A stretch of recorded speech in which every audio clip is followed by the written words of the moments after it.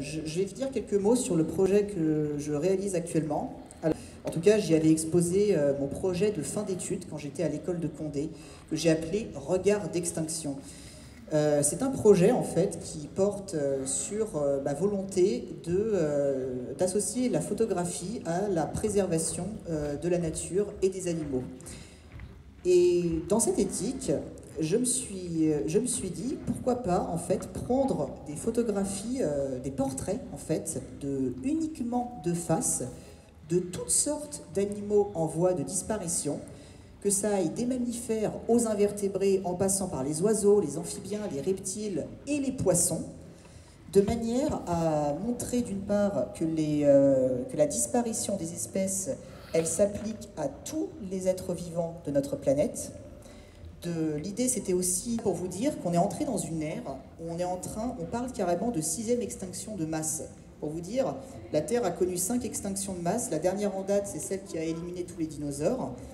Sauf que toutes ces extinctions se sont faites naturellement, c'est la nature elle-même qui les a provoquées. Cette 6e extinction, c'est la toute première où c'est une espèce, à savoir l'homme, qui est en train de la faire. Et surtout que c'est une extinction qui est plus rapide que les autres.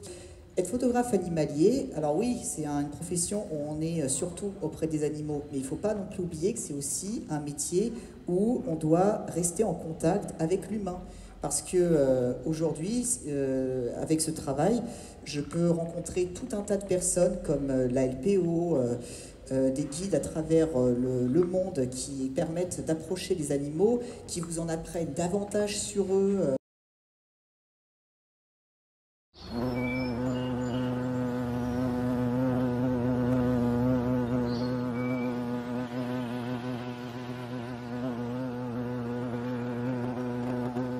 Au Costa Rica, je suis parti dans la péninsule d'Osa, qui est dans le sud du pays.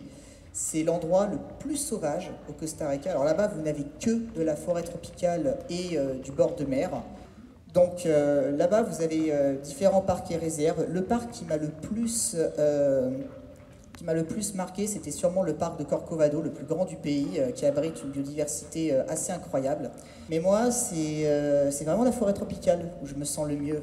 Je pense que cette grande variété de couleurs,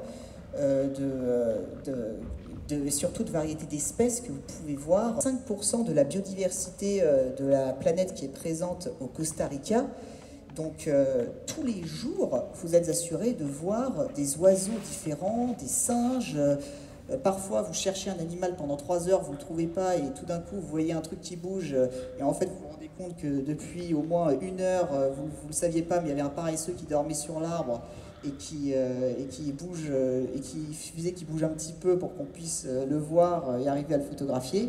Et en fait, c'est ça en fait la magie d'être avec des animaux sauvages aujourd'hui, c'est de pouvoir se balader, de se dire qu'ils n'ont pas peur. Et bien sûr, il ne faut pas les toucher, hein, parce que là, en une seconde, ce que j'appelle la confiance naturelle est perdue.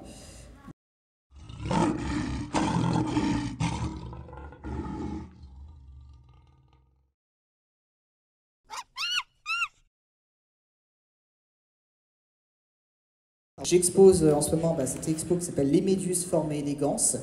Alors, ce ne sont pas des animaux que j'ai pris dans la nature, oui, ce sont des animaux que j'ai pris en aquarium, plus précisément à l'aquarium de Paris qui se trouve au Trocadéro.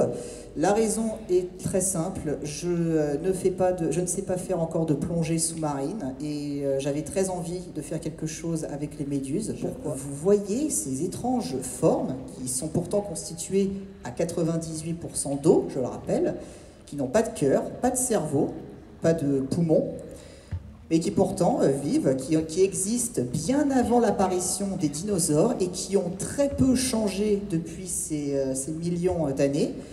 Et vous vous dites que ces organismes simples, en fait, en les regardant évoluer en nageant, elles adoptent des formes et des postures qui peuvent rappeler des personnages. Et en fait, c'est quelque chose, en tout cas, que moi, je trouve très contemplatif.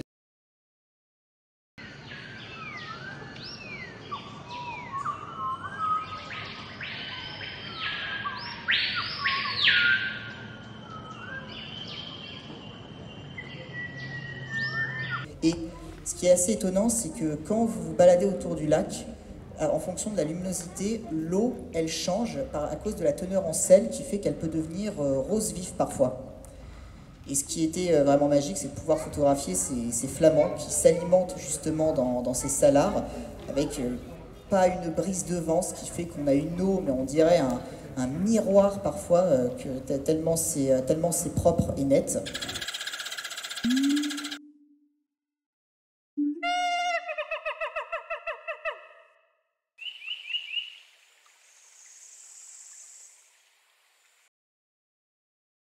La grande différence entre la vidéo et la photo, c'est qu'avec la vidéo, je peux aborder certains sujets que je ne peux pas aborder avec la photo.